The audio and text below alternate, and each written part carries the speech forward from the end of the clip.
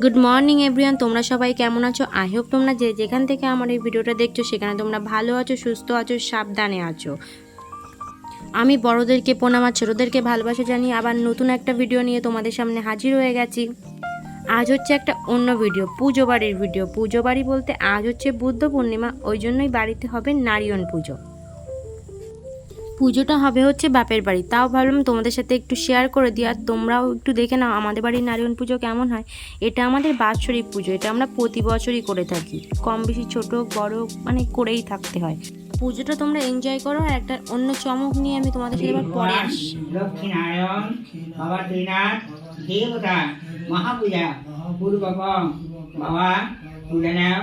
হে নারায়ণ বাবা চক্রধারী, আপনি আমাদের বাবা ত্রিনাথ ঠাকুর মা লক্ষ্মী আমাদের আশীর্বাদ করবেন, কৃপা করবেন, আমরা যেন আপনাদের চরণে পূজা দিয়ে যেতে পারি। এটুকু আপনাদের কাছে কোটি কোটি প্রণাম। আমাদের অন্যায় অপরাধ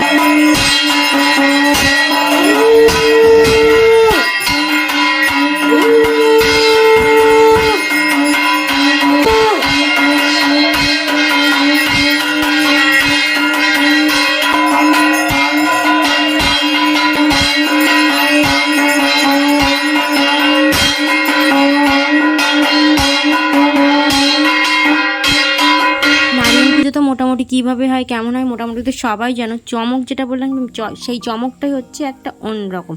এই ঠাকুরঘরটা আমাদের এবছর নতুন করা হয়েছে আর এটাকে এই পুজোর দিনই প্রথম উদ্বোধন করা হলো।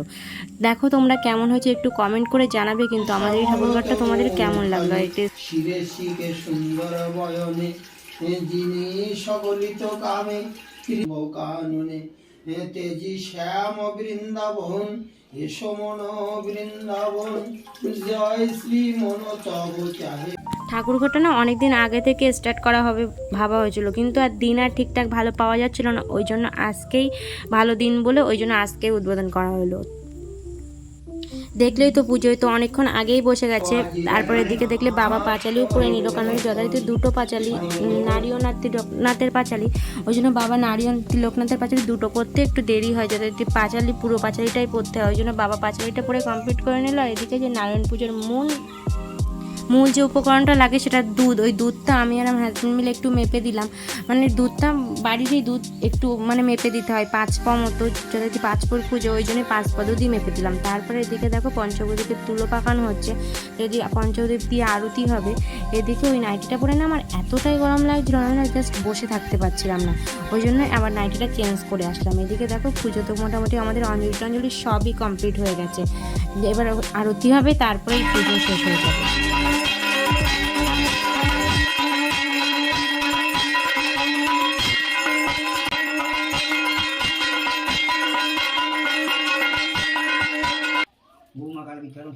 আমাদের বাড়ির পুজোটা মোটামুটি তো কমপ্লিট। আমাদের এখানকার পুজো যেমন হয় তোমাদের ওদিককার পুজো কি তেমনই হয় আমাকে একটু জানিও। এদিকে দেখো পুজো কমপ্লিট হয়ে গেছে, চরণামৃত দিচ্ছে উপোস ভাঙার জন্য। চরণামৃত নিয়ে আমরা পুজোর উপোসটা ছেড়ে নিই। ঠিক আছে, তাহলে আমার ভিডিওটা আমি আজকে এই পর্যন্তই রাখছি, দেখা হবে অন্য কোনো ভিডিওতে। ততক্ষণ তোমরা ভালো থেকো, সুস্থ থেকো, সাবধানে থেকো, আর অবশ্যই প্লিজ আমাকে একটু সাপোর্ট করো। তোমাদের সাপোর্টটা আমার ভীষণভাবে প্রয়োজন।